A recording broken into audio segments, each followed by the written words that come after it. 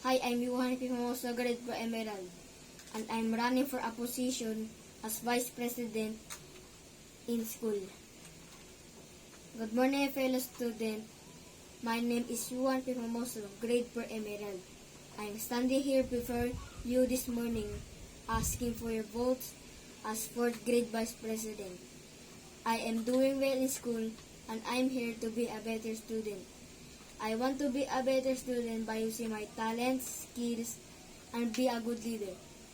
I believe I would make a good leader because I am a good listener and a good friend.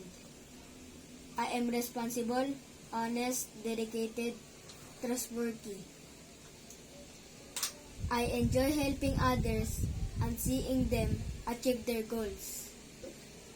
I will listen to their ideas and concern and bring them up for a discussion with my fellow officers. I will work with the president and everyone in the student council because together we can let our voices be heard.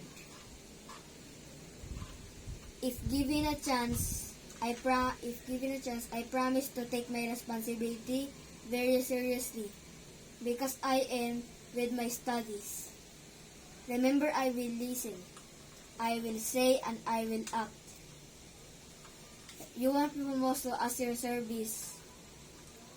I am ready for this office. Now, sit, relax, and grab a pen. Vote for me with your Vice President. Thank you.